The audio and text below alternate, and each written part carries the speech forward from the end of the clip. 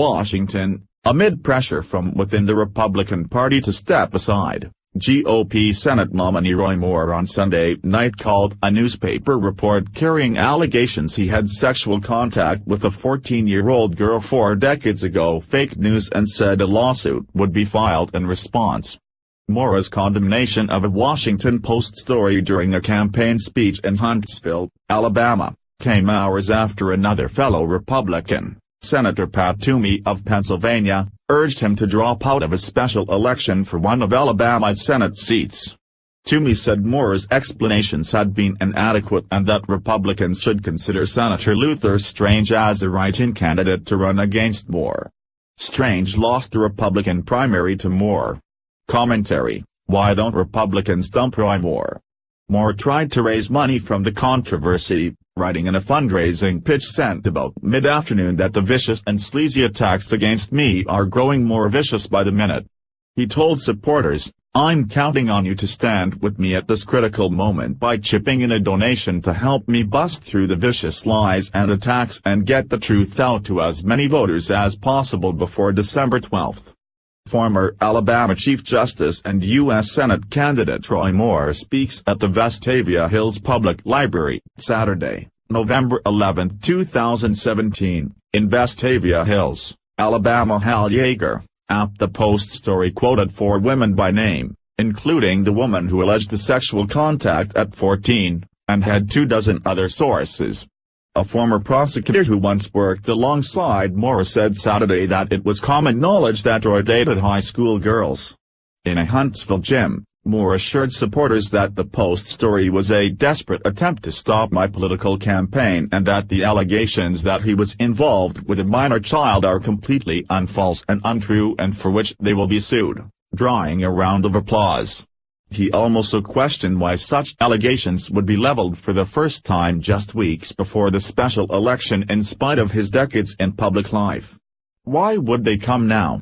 Because there are groups that don't want me in the United States Senate, he said, naming the Democratic Party and the Republican establishment and accusing them of working together. He added, "We do not plan to let anybody deter us from this race." Journalists were not allowed inside the event held at Huntsville Christian Academy, CBS affiliate WHNT reports. WHNT spoke to a few of the attendees after the event. "I didn't have a change in my opinion of Judge Roy Moore. I really don't have one. I haven't formed one yet.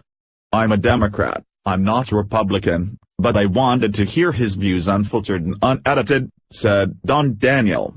He denied them. But besides that, he also said that he was considering suing the Washington Post over it, said Nate Matthews. Matthews is an 18-year-old who plans to cast a ballot in the special election on December 12. He says Moore's response to the allegations reaffirmed his belief that they are false.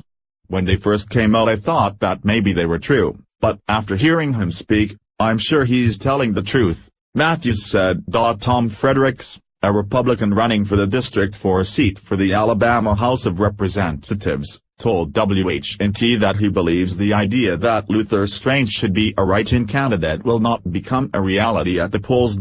Toomey did not rule out the possibility that Senate Republicans might work to unseat Moore if he wins the special election against Democrat Doug Jones. "You know, this is a terrible situation, nearly 40-year-old allegation. We'll probably never know for sure exactly what happened," Toomey said on Meet the Press on NBC. "But from my point of view, I think the accusations have more credibility than the denial. I think it would be best if Roy would just step aside." The White House, pointedly noting that President Donald Trump did not back Moore during the primary, said Trump will likely weigh in on the Senate race when he returns from Asia later this week. The White House has already made clear that Moore should step aside if the allegations are proven to be true. "I think there's a special place in hell for those who actually perpetrate these crimes," White House legislative aide Mark Short said Sunday. But, having said that, he hasn't been proved guilty, Short added. "We have to afford him the chance to defend himself." Moore is an outspoken Christian conservative and former state Supreme Court judge. The Post reported last Thursday that he had sexual contact with a 14-year-old girl and pursued 3 other teenagers decades earlier. While he called the allegations completely false and misleading, in an interview with conservative radio host Sean Hannity he did not wholly rule out dating teenage girls when he was in his early 30s. Asked if that would have been usual for him, Moore said, "Not generally, no."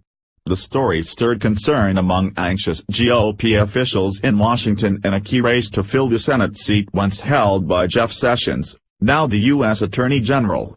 Losing the special election to a Democrat would imperil Republicans' already slim 50-48 majority in the Senate, which is hoping to pass a tax overhaul later this year. But a Moore victory also would pose risks if he were to join the Senate GOP with a cloud of sexual misconduct allegations. In the immediate aftermath of the Post report, a wave of national Republican leaders called for Moore to drop out of the race if the allegations are true.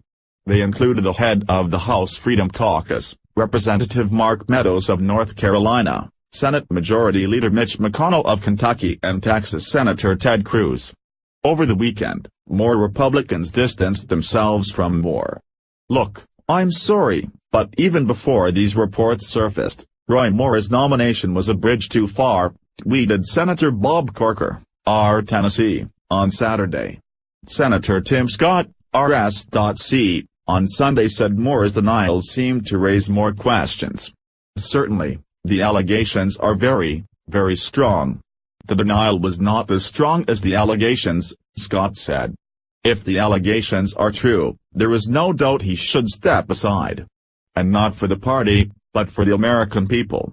We have to find a way to restore trust and confidence in our elected officials in our government, and this goes in the wrong direction." Even if Moore were to step aside, his name would likely remain on the ballot.